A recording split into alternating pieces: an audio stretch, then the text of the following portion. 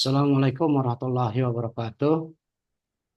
Waalaikumsalam warahmatullahi Waalaikumsalam wabarakatuh. warahmatullahi wabarakatuh.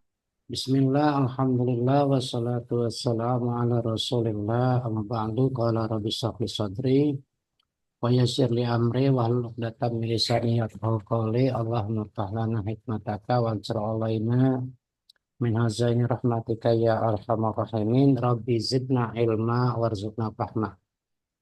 Ah, Adik sekalian, pada pertemuan kali ini kita memasuki pertemuan kelima karena berhubung pertemuan kelima sudah dijelaskan pada saat kita uh, offline ya, kelas offline.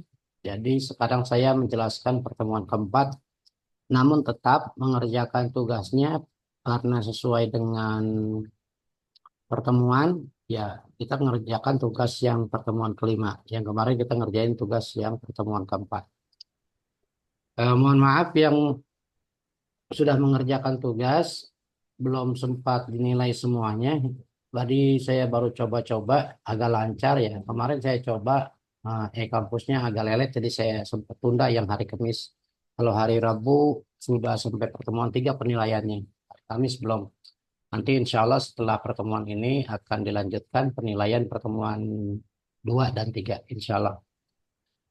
Baiklah adik-adik sekalian, pada pertemuan kali ini kita membahas tentang fikih eh, fikih ibadah yang terkait dengan toharoh,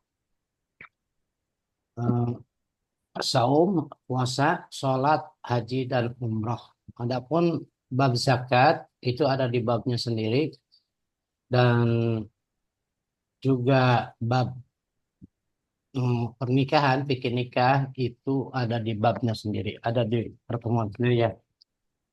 Sebenarnya di dalam fikih yang di dalam bab fikih ibadah itu toharoh, puasa, sholat, haji, eh, terus zakat itu satu bab. Ya.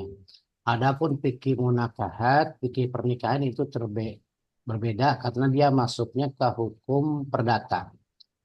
Kalau juga ada fikih hukum jinayah yang berkaitan dengan hukum positif, ya hukum jinayah itu hukum positif, ya hukum pidana.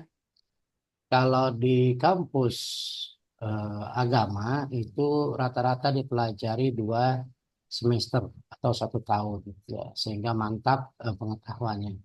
Namun karena kita di sekolah umum, kita semuanya pertemuan yang 2 semester itu dirangkum jadi satu dalam satu pertemuan. Jadi sangat singkat. Nah, karena singkatnya waktu, maka kita harus pahami dengan seksama agar kita bisa paham tentang fikih ibadah karena setiap orang-orang yang uh, Bentar lagi Jum nih udah mulai. orang-orang yang balik itu sudah harus menguasai tentang fikih ibadah, ya, masing-masing individunya. Terkait dengan fikih ibadah, yaitu kita membahas bab toharah. Toharah itu asal dari kata tohuro, lihat huru toharotan, yang artinya bersuci. Toharoh berarti kebersihan, kesucian dari berbagai kotoran atau bersih dari dan suci dari kotoran atau najis yang dilihat dari najis hissi, ya najis yang dapat dilihat, dan najis manawi, najis yang tidak terlihat zatnya. Atau dalam bahasa fikihnya disebutnya najis hukmiyah dan najis ainiyah.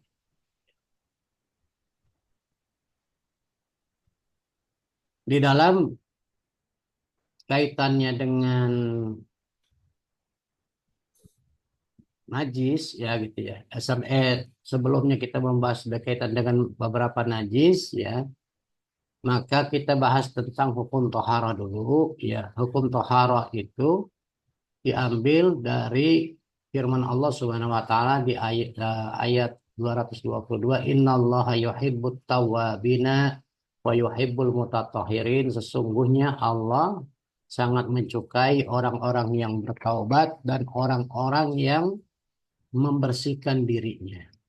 Ya. Terus hadis Nabi Muhammad SAW, at-tahuru syatrul iman, bahwasanya bersuci itu sebagian daripada iman. Ini kaitan dengan dalilnya banyak sebenarnya dalilnya, cuma ini dijadikan contoh untuk slide aja karena kalau di sini tidak muat ya kalau dimasukkan semuanya, terlalu panjang. Nah, terkait dengan toharoh itu berkaitan dengan air. Ya, air itu adalah alat untuk bersuci. Jadi alat untuk bersuci ada air dan ada debu dalam syariat Islam. Air yang digunakan untuk bersuci itu ada 7 macam. Satu air hujan, air sungai, air laut, air embun, air mata air salju, dan air eh, sumber gitu ya, air mata air gitu ya. Terus dari ketujuh air tersebut, ya, dari ketujuh air tersebut dibagi menjadi 4 macam eh, air. Jadi ada air yang suci menyucikan. Ini saya ambil dari kitab Fathul Qorib ya, air takrib. Air suci menyucikan yaitu air mutlak. Air yang masih sewajarnya dikatakan air atau air yang masih murni belum dipakai apa-apa. Belum dipakai untuk bersuci yang lainnya. Ya. Itu air yang misalnya masih langsung dari sumur, langsung dari sungai, langsung dari laut, langsung dari air embun. Gitu. Air yang suci belum pernah terpakai. Ya. Nah, yang kedua ada air suci tidak menyucikan. Air suci tidak menyucikan itu air yang bekas kena wudhu, ya, bekas dipakai wudhu, kemudian dikumpulkan, tapi kurang dari 2 kula. Air itu suci untuk cuci piring boleh, untuk cuci pakaian boleh, tapi tidak bisa untuk istinja atau untuk mandi janabah, gitu ya, mandi bebersih. Ada lagi air yang ya termasuk air yang suci tidak menyucikan, termasuk air kelapa. Air kelapa suci tapi tidak menyucikan, tidak bisa dibuat untuk istinja, tidak juga bisa dibuat untuk mandi janabah. Walaupun banyak, air itu hanya untuk air khusus buat minum, air kelapa itu. Tidak, bukan untuk mandi. Air yang ketiga adalah air makruh. Air makruh itu suci, dapat menyucikan, namun makruh digunakan. Air yang masuk ke dalam kategori ini adalah air yang musamas. Air yang kena sinar panas, sinar matahari secara langsung.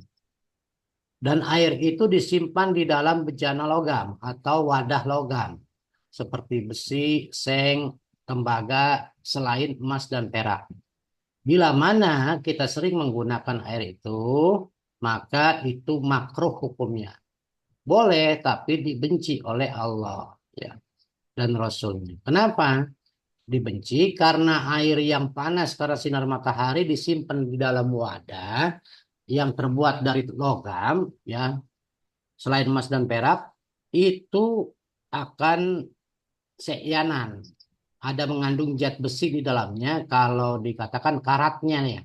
Karat. Nah, dari karat itu kalau dipakai bisa membahayakan kulit, yang bisa menyebabkan orang itu penyakit sopak dan penyakit baros. Penyakit sopak itu penyakit kulit belang dan baros itu penyakit lepra. Nah itu, makanya hati-hati adik-adik sekalian kalau Anda menemukan air panas yang karena terkena sinar matahari yang disimpan di wadah yang di logam, logam ya, yang terbuat dari logam. Itu yang biasanya air di depan rumah atau di mana saja, atau misalnya makanya kalau punya penampungan air di atas, toren, itu jangan terbuat dari logam. Itu bahaya karena panas sekali. Lebih panasnya pada saat ini sampai hampir 40 derajat. Jadi itu bahaya kalau terbuat dari logam. Kulitnya akan pigmennya rusak. Jadi kulitnya itu bisa belang nantinya. Ya. Dan naudzubillah min dzalik, jangan sampai kena penyakit kusta karena itu bahaya. Ya. Selanjutnya dari sekalian ada air mutanajis. Air mutanajis itu air apa? Air yang terkena najis. Sedangkan air itu jumlahnya kurang dari 2 kula. Ya. Berapa 2 kula itu? Ya. 60 kali 60 kali 60 cm kubik. Kurang lebih sekitar 220 liter. Atau seperempat kubik. Karena 1 kubik itu ada 1.000 liter. Jadi kalau air cuma pas 2 kula, kalau diciduk itu akan kurang dari 2 kula. Ciduk 1 gayung itu akan kurang dari 2 kula. Maka tetap itu air najis. Tapi kalau air itu lebih dari 2 kula, misalnya eh, 2 kula lebih itu sekitar 500 literan. Itu eh, hampir itu ya lebih dari 2 kula, 2 kali lipatnya. Maka air itu disebut air suci. Nah, air yang mutanajis yang sebagaimana air misalnya air itu kena tai burung, air itu kena tai cecek. Kalau kurang dari 2 kula maka itu disebut air najis. Tapi kalau lebih dari 2 kula ya itu air itu termasuk suci, boleh digunakan untuk suci, boleh digunakan untuk mandi janabah, gitu ya. Ingat 2 kula itu 220 liter kurang lebih sekitar itu. Tapi kalau misalnya air itu ada 500 liter, itu udah lebih dari 2 kula. Atau apalagi 1 kubik, itu lebih dari 2 kula. Bisa digunakan untuk bersuci. Nah, terus najis dari macam-macamnya ya. Najis itu ada najis binatang hidup, ya yang dikatakan najis yang hidup di darat, ya kecuali belalang. Ya, kalau binatang yang di laut semuanya suci, kecuali ada hukum yang mengharamkan. Ya. Kalau binatang yang di darat mati tanpa disembelih semuanya najis kecuali belalang walaupun tanpa disembelih mati kalau masih tidak bau boleh dimakan gitu ya. Yang kedua darah termasuk darah haid, darah nifas dan darah istihadah. Perhatikan nih adik-adik sekalian semuanya nih ya. Nah, laki-laki juga harus ngerti, yang perempuan apalagi. Haid itu biasanya 1 kali keluar 1 tetesan. Ya, paling sedikit ya sedikit itu paling sedikit haid itu 1 tetesan biasanya sampai 1 minggu itu masih normal. Ada lagi yang haid 15 hari paling lama itu. 15 hari paling lama itu masih termasuk darah haid.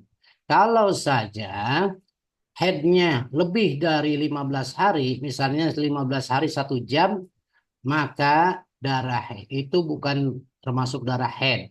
Jadi kalau sudah 15 hari 1 jam lewat 15 hari maka orang itu sudah wajib mandi dan wajib sholat. Cuma sholatnya pakai pembalut, gitu ya. Gitu ya. Jadi harus wajib mandi dan wajib sholat. Kemudian bawalah eh, istri kita misalnya kalau sudah punya istri eh, ke dokter kandungan, jangan ke dokter umum karena itu rahimnya bermasalah. Ada sesuatu yang perlu ditangani oleh dokter. Nah, darah haid, ciri darah haid itu adalah warnanya agak hitam, ya, karena darah kotor kan warnanya agak hitam, agak kental juga, gitu. Itu darah haid. Kalau darah penyakit itu warnanya merah cerah dan encer, gitu ya. Itu darah penyakit. Bisa dipahami di sini ya.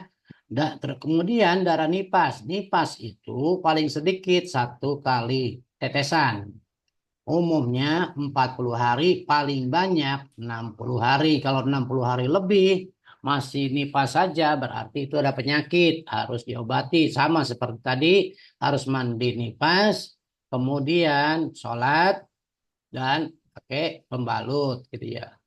Karena kalau sudah 60 hari itu sudah melebihi hitungan kesepakatan para ulama. Itu ada di sekalian ya tentang nipas. Nah, umpamanya Pak, saya nipasnya kok cuman seminggu gitu. Terus bagaimana? Ya sudah wajib mandi, mandi wajib ya mandi nipas. Terus kemudian sholat, sudah boleh sholat. Tapi bagi seorang suami jangan dipakai dulu walaupun dia sudah sholat karena rahimnya itu belum kering di dalamnya. Di luarnya sih kering, cuma di dalamnya belum kering karena masih basah. Artinya kalau misalnya kesentuh itu masih gampang luka. Makanya kita jaga-jaga. Ya sekitar ulama itu sekitar 40 hari sudah agak kering, tapi itu belum kering benar. Yang keringnya itu sudah 60 hari atau 2 bulan. Nah, kalau 2 bulan lebih, syukur-syukur lebih, itu Anda akan merasakan seperti perawan lagi, gitu ya. Biasanya gitu, seorang suami itu. Biar tahu. Darah istihadah itu darah penyakit yang tadi dijelaskan, bila mana darah itu keluar lebih dari 15 hari, ya bukan head, gitu. Itu darah istihadah, warnanya merah, dan encer, buru-buru bawa ke dokter karena rahimnya itu ada penyakit biasanya. Yang selanjutnya segala sesuatu yang keluar dari kubul dan dubur. Kubul itu jalan depan, dubur itu jalan belakang. Nah, yang keluar dari jalan depan itu ada 4 macam. Satu air kencing, kedua air madhi, ketiga air wadi, keempat air mani. Yang keluar dari air kencing, yang keluar dari depan air kencing itu sama-sama kita sudah tahu. Nah, terus ada yang namanya maji. Nah, maji itu seperti apa? Misalnya seorang laki-laki punya nafsu agak tinggi, melihat cewek cantik, kemudian langsung tegangan tinggi. Pada saat cewek itu tidak ada di penglihatannya, ya, terus dia lemes kembali, gitu ya. Tegangannya sudah mulai menurun, dan pada saat itu dia keluar setetes eh, seperti putih telur. Nah, itu disebutnya madi. Madi itu wajib dicuci tapi tidak wajib mandi. Ya, karena akibat tegangan tinggi. Kemudian disebut wadi. Wadi ini biasanya terjadi sama anak muda. Anak muda jarang kerja keras, jarang kerja berat. Ini anak muda zaman sekarang nih pada umumnya jarang kerja berat. Kemudian suatu saat ada kerja bakti di wilayahnya, di KRW-annya. Dia kerja bakti, kerja berat, ngecor misalnya, sampai keringatnya itu keluar banyak. Dan pada saat dia mau bebersih, ya, dia masuk ke kamar mandi, pas dilihat celananya itu tiba-tiba basah juga. Celananya disangkanya keringat, ternyata bukan. Itu seperti putih telur banyak sekali, cuma dia tidak merasakan itu keluar, gitu ya.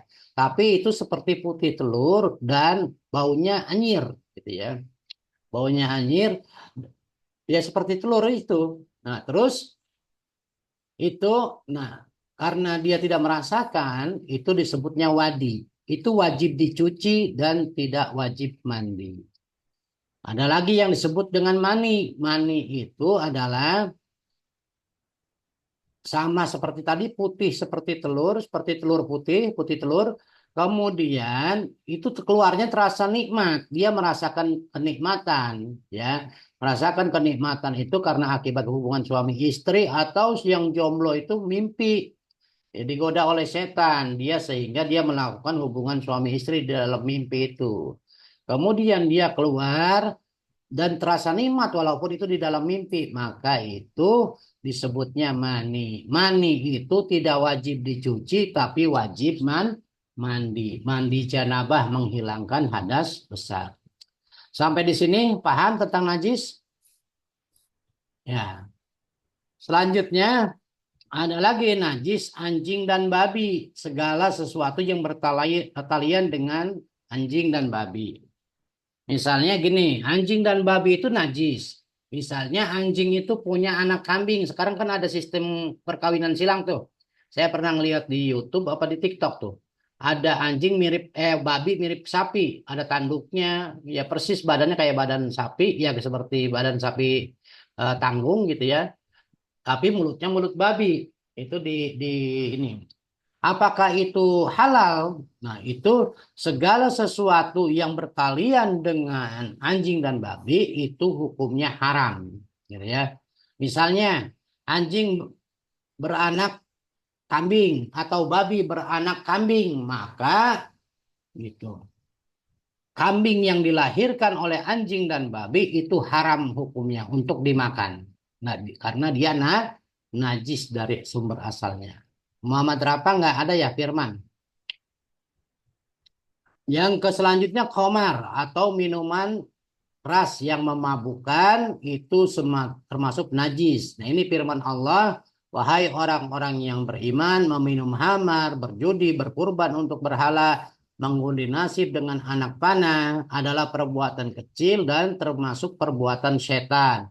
Maka jauhilah perbuatan itu agar kamu beruntung. Itu surat Al-Maidah ayat 90 tuh ya. Nah itu ya. Nah, khamar itu najis. Bahkan ada yang mengatakan hamar itu dibuat dari kencing setan gitu ya. Nah, yang ke selanjutnya nanah. Nanah itu nanah yang ada dua macam. Ada nanah yang sedikit, ada nanah yang banyak. Seperti nanah jerawat. Itu najis juga sama. Cuma karena itu sedikit dari jerawat maka dimampu. Misalnya seorang lagi sudah wudhu, kemudian dia jerawatnya itu pecah gitu ya, ada nanahnya. Apakah dia boleh sholat? Boleh, walaupun tanpa dicuci karena itu dimaaf sedikit. Tapi kalau nanahnya nanah bisul, wah harus dicuci karena banyak kalau bisul mah ya, karena itu adalah najis. Selanjutnya yang disebut najis adalah anggota hewan yang dipotong, bukan disembelih pada lehernya. Tapi misalnya gini, kita punya kambing nih, pengen makan sate, gitu. Kemudian kita tidak sembelih kambing kita karena sayang nggak habis kan. Kalau dimakan sendiri, maka kita potong pahanya saja tanpa disembelih, gitu. Daging pahanya saja diambil tanpa disembelih potong. Maka itu juga najis, ya. Nah, dari sekian najis itu, dari sekalian, najis dibagi menjadi tiga tingkatan najisnya ya. Kalau tadi macam-macam najisnya, tingkatan najisnya itu ada tiga tingkatan derajat kenajisan.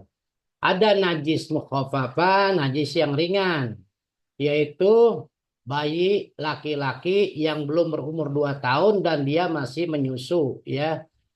Artinya gini, tidak ada yang dimakan, tapi dia kecuali air susu yang menjadi makanannya, air susu ibunya ya, bukan air susu yang boleh dari botol kemasan, bukan air susu, air ASI ya. Maka bayi yang laki-laki yang semacam itu, bila mana kencing, misalnya di tempat sajadah, cukup disiram saja ya dengan air, maka dia sudah suci kembali. Nah, bagaimana dengan bayi perempuan? Sama, belum berumur 2 tahun, dia hanya minum air susu ibunya saja, belum makan apa-apa. Kalau bayi perempuan hukumnya sama dengan sama dengan orang dewasa. Ya, artinya harus dicuci bersih, dihilangkan najisnya, harus dicuci sama najisnya orang dewasa. Ada lagi najis mutawasito yang sedang. Najis mutawasito itu ya selain anjing dan babi, yaitu misalnya ya tadi ya najis mutawasito pertengahan, misalnya kita ada kencing ya, terus kita cuci, kita bersihkan, cukup sekali cuci saja sudah bersih. Terus selanjutnya misalnya ada juga eh, ayam ya, ayam buang tai gitu ya. Terus kita bersihkan dulu zatnya dan kita bersihkan sampai 2 kali bersihan. Bersihan pertama itu membersihkan baunya, rupanya, jenisnya.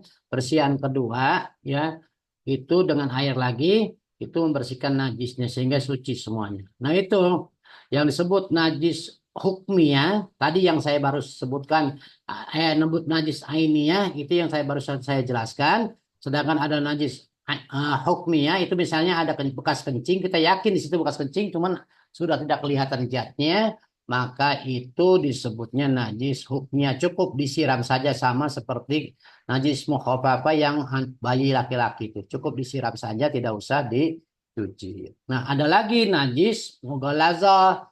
Najis mughalazah itu najisnya anjing dan babi. Air liur anjing atau babi itu harus dibasuh dengan najis mughalazah, najis berat ya. Harus dibasuh dengan 7 kali basuhan. Yang pertama harus dicampur dengan lumpur atau tanah yang dibasahkan. Jangan tanah kering, karena tanah kering akan membahayakan kulit.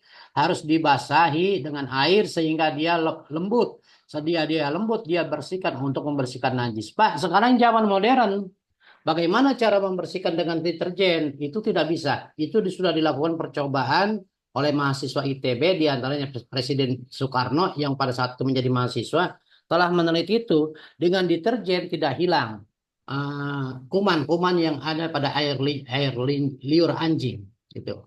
Tapi dengan tanah, kuman-kuman yang ada pada liur anjing itu menjadi netral kembali, menjadi hilang gitu ya. Ini waktunya tinggal 7 menit lagi. Silakan kalau ada yang mau bertanya. Ini saya belum membahas sholat dan belum juga membahas tentang haji. Nah, lanjutkan dulu ya.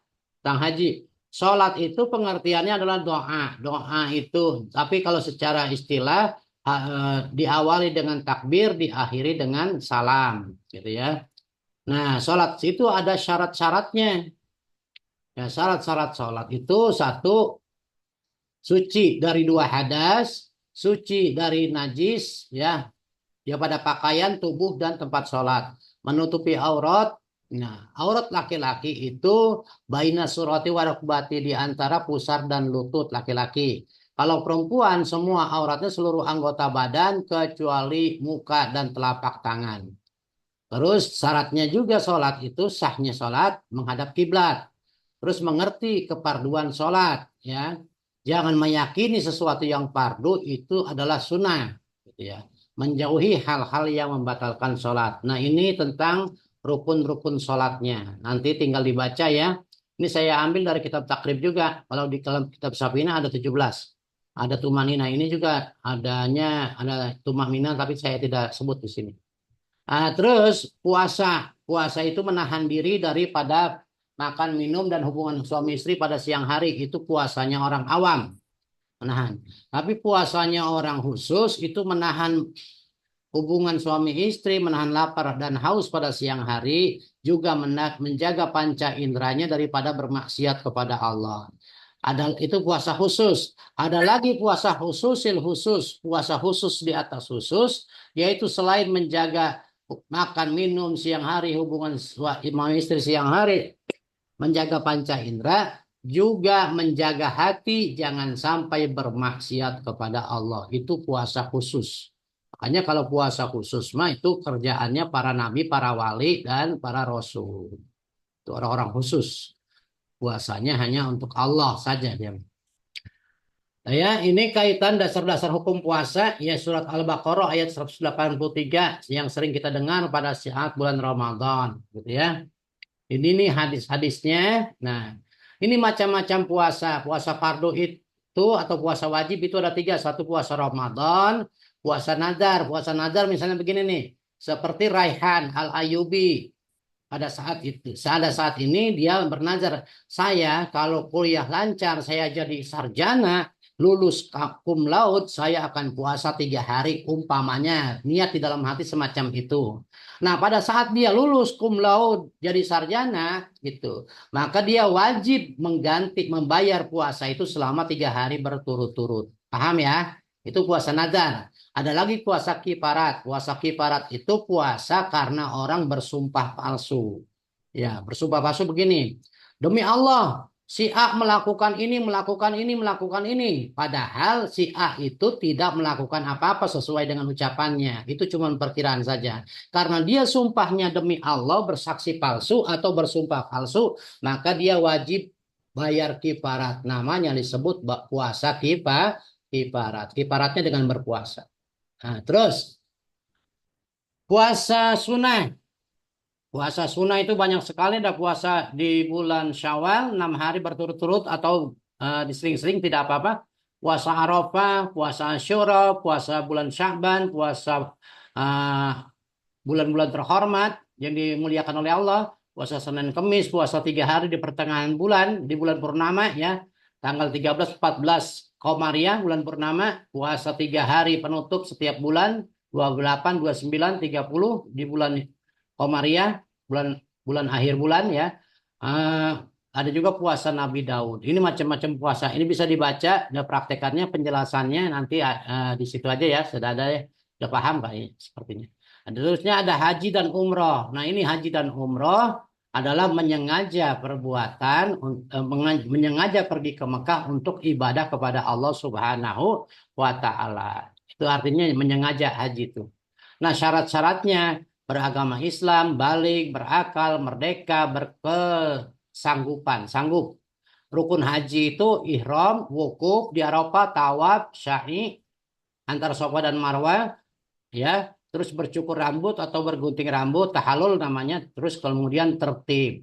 Nah, kalau untuk umroh tidak ada wukuf di Arafah, tidak ada mabit di Muzdalifah, tidak ada melontar jumroh. Yang ada ihram, tawaf, sa'i, terus bercukur rambut, tertib. Itu saja adik-adik sekalian yang berkaitan dengan ibadah. Ya, mohon maaf ini karena oleh waktu saya menjelaskan secara singkat saja, dan ini adalah soal-soal yang harus dijawab di halaman ya 12 pertanyaan nanti di itu ya.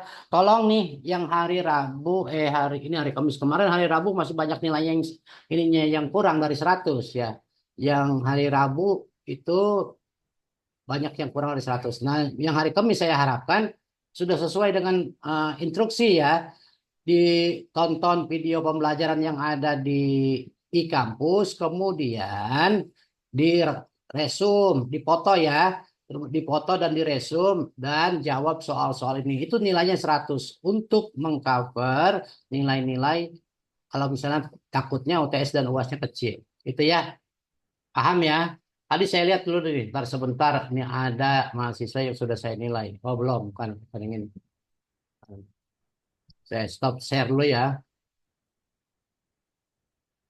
Hmm. Ini nilai, oh nih, nih, ini si apa nih? Muhammad Ferdian Maulana nilainya 100. Cuma dia ini nih salah nih. Ada Gonsul Fikri itu pertemuan 14. Dia salah melihat kayaknya itu. Ya harusnya belum di ini sudah diisi tuh ya. Nah, ini kalau ini lengkap nih. Kalau yang lengkap berarti ya sudah lengkap. Sesuai itu nilainya 100-100. Ya ini tinggal belum dinilai nih. Ya, si Raihan Al-Ayubi. Terus ke bawah nanti insya Allah setelah pertemuan ini akan saya nilai. Barangkali itu saja ya. Karena waktunya sudah habis, tinggal kurang dari 1 menit lagi. Terima kasih semuanya. Nanti kalau ada pertanyaan di grup saja. Terima kasih semuanya atas perhatian. Mohon maaf atas segala kekurangan. Wassalamualaikum warahmatullahi wabarakatuh. Waalaikumsalam warahmatullahi Waalaikumsalam wabarakatuh. warahmatullahi wabarakatuh. Waalaikumsalam.